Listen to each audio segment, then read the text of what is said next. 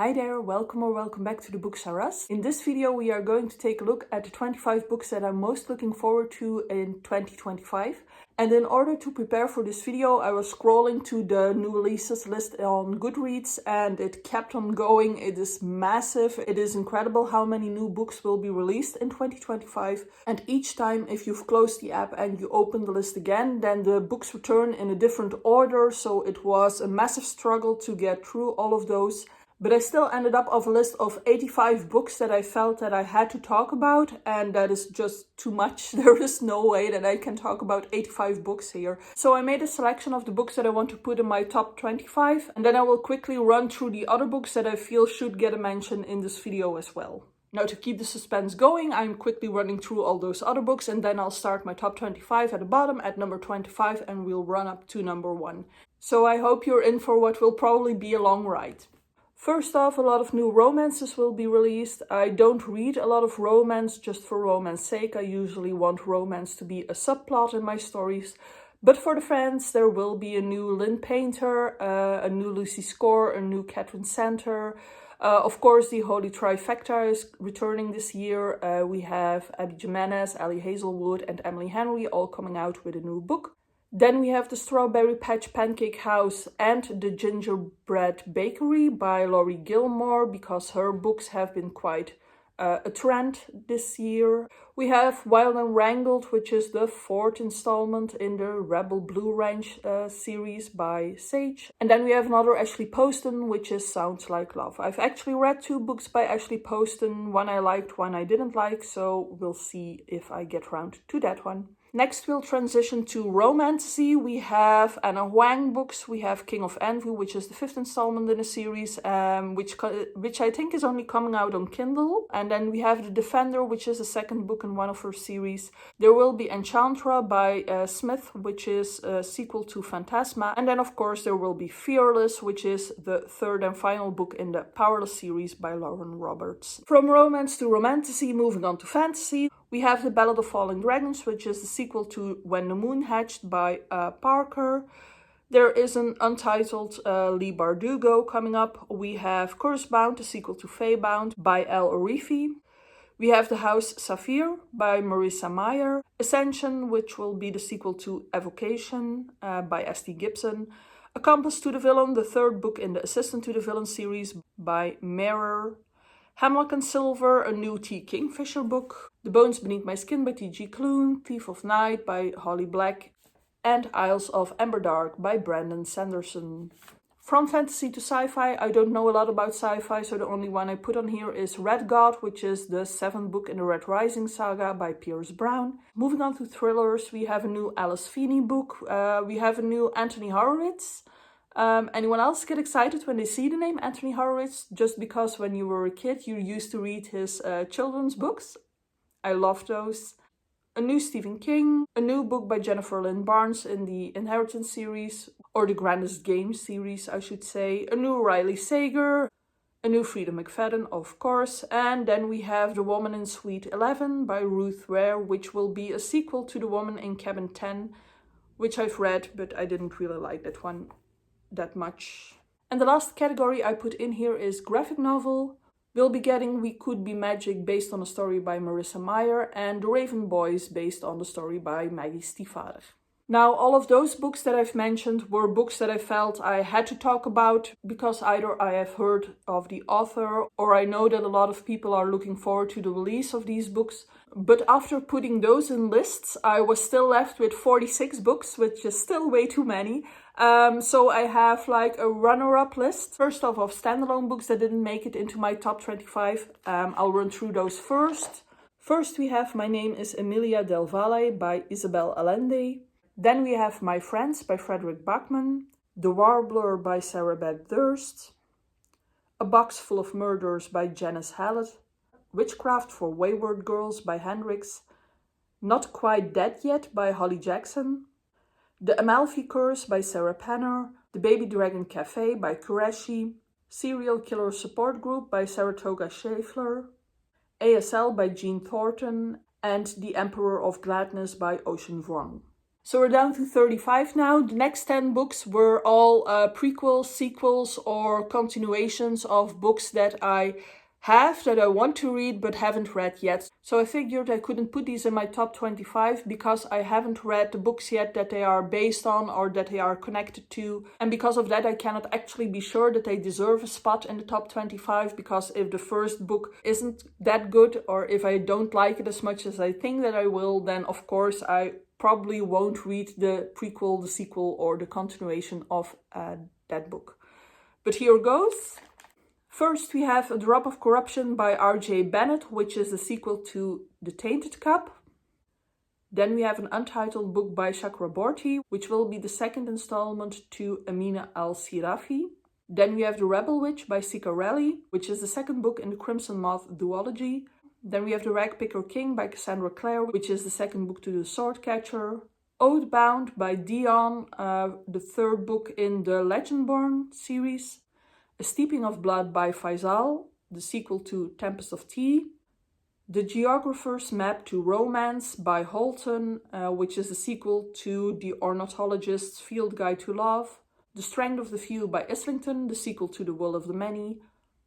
A Witch's Guide to Magical Innkeeping by Mandana, which is a continuation of A Very Secret Society of Witches. And the last one is an untitled book by Richard Osman, which will be the fifth book in the Thursday Murder Club series. We have finally arrived at the top 25. Are you ready? Number 25 is Don't Let Him In by Lisa Jewell. I have read 2 books by her this year. One was a hit, one was a bit of a miss. So I am curious what this one will be, and it will be released on the 24th of June. Don't Let Him In will be about this family, a father, a mother, and a daughter who is in her 20s, and the father dies, and then an old friend, I think, reconnects with the mother, and the daughter is suspicious of what is going on. And then there is also another family where the father is absent a lot of the time. And I guess that the father of that family might be the same old friend that is now getting into this other family. We'll see. On 24, I have The In-Between Bookstore by Edward Underhill, which will be released on the 14th of January. This one is about someone who, through this magical bookstore, gets the chance to return to his younger self. And he will have the chance to give his younger self advice on choices to make in his life or what to do with his life. And I'm looking forward to this one because I think it's a fun thought process, and I want to know how this writer will tackle this subject. On 23, we have One Day Everyone Will Have Always Been Against This by Omar El Akkad, which will be released on the 25th of February. I will read you this one. One Day Everyone Will Have Always Been Against This chronicles the deep fracture which has occurred for Black, Brown, Indigenous Americans, as well as the upcoming generation, many of whom had clung to a thread of faith in Western ideals, in the idea that their countries or the countries of their adoption actually attempted to live up to the values they espouse. Seems interesting. 22. Bury Our Bones in the Midnight Soil by V.E. Schwab. I'm actually currently reading my first V.E. Schwab, which is The Invisible Life of Addie LaRue, and I'm liking it so far. Well, I'm liking the writing. I still have to see if I like where the plot is going, but that will probably be for another video. But I am interested in reading more by her, and this one will be released on the 10th of June, and it is about 3 young women whose bodies are laying in the same soil, and that's basically all that we know. On 21, we have Dating and Dragons by Christy Boyce. This year I read Dungeons and Drama by her, and I actually really liked that one. I said that I'm not really into romance, which is true, but that one was very cute. I do like the idea of reading about a romance in another D&D group. It will be released on the 4th of February. On 20, we have Emily Wilde's Compendium of Lost Tales by Fawcett, which will be released on the 11th of February. I have read the 2 other Emily Wildes. I liked the first one. I didn't like the second one as much, but I'm hoping that the third one picks up again. This is cozy fantasy for the people who don't know. It is about Emily Wilde, who studies fairies and her adventures along the way. And she also has this colleague that returns, and that is quite important to the story. 19. What Wakes the Bells by Elle Tesh, released on the 11th of March. This one will be a gothic fantasy. I will read you a bit.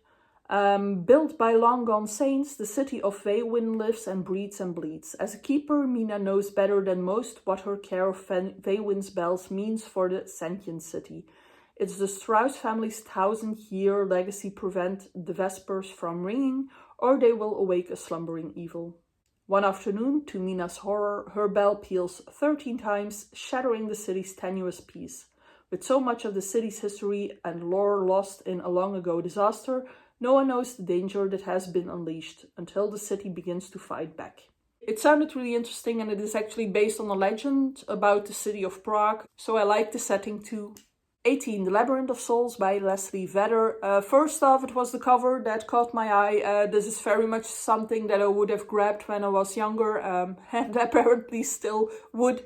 It is a fantasy in which there are 7 rules to safeguard your soul. And the whole vibe of this book is giving Tim Burton, so I was sold right away.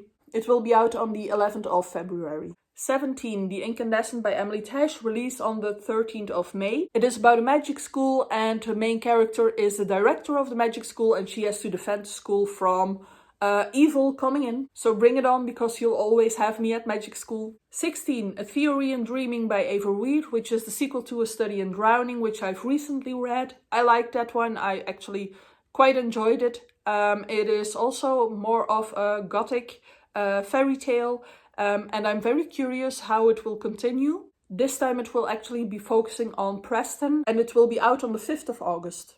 15. A Sea of Unspoken Things by Adrienne Young, which will be out on the 7th of January. This one is about a woman who hears that her brother has died, and then she discovers that there is more to his death, and she's going to figure out what happened there. But I'm mostly looking forward to this one because it is written by Adrienne Young, and she also wrote the unmaking of June Farrow. 14. You Killed Me First by John Mars, release date 4th of March, which is about 3 women, all with secrets. But the book will start off with a woman who is tied up and gagged, and she is actually lying in a bonfire. And then we'll go back in time 11 months and we'll discover how she got there, obviously. And why. 13. The Grimoire Grammar School Parent-Teacher Association by Caitlin Rosakis on the 27th of May. As I said before, give me any good magic school and I'll be happy. This one seemed very interesting because it is about parents who discover that their child is a werewolf, and then they have to put the child in a magic school. And it was giving me Funny Wednesday vibes, so I put it up high because I really want to read this. 12. Boys with Sharp Teeth by Jenny Howell will be released on the 8th of April. It is happening at an academy. It's described as a crossover between We Were Liars and the Raven Boys. So yeah, sign me up. 11. House of Blight by Maxime M. Martineau. Release date the 8th of April. It will be the first book in a duology, and it will be this dark fantasy about this girl who discovers that she has the magic ability to cure diseases, but each time that she does so, it takes something out of her. But now there is this grand magical family who discovers that she has this ability, and they want to use her for their own purposes. But I believe that her brother gets ill too, and she is not strong enough to save him by herself. And then she gets help from one of the family members of this family. And I, for one, want to know what happens next. Top 10 time. At number 10, we have Hot Wax by ML Rio, which will be released on the 9th of September. It will be about a 90s rock band that could have been big, but everything came crashing down for a reason that we don't know yet, and I want to find out.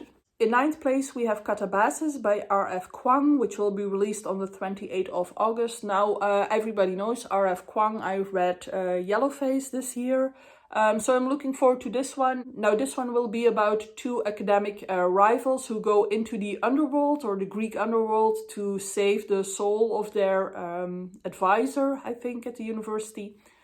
So, yeah. Number 8 is Atmosphere by Taylor Jenkins Reid, which will be released on the 3rd of June. Now, Taylor Jenkins Reid always writes these stories, these life stories about women and the things that they do. This year I read The 7 Husbands of Evelyn Hugo. I'm planning to read Daisy Jones and the Six, Malibu Rising, and what's the other one?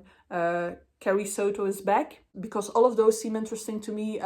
These are all women with different careers, and in this book we are going into space. Once again, it's about a woman, and she gets selected from a pool of thousands of applicants, and she will be an astronaut. 7. This Book Will Bury Me by Ashley Winstead. This year I read In My Dreams I Hold a Knife, and I enjoyed that one a lot. It was quite a ride, so I'm curious to go on another one with her. It is about 5 people who would like to be detectives or sleuths, and they are all chasing down this same killer. And if it is anything like In My Dreams I Hold a Knife, I am expecting a lot of twists and turns in this story. In 6th place, we have The Listeners by Maggie Stiefvater. And now this is the first book that Stiefvater is writing for an adult audience.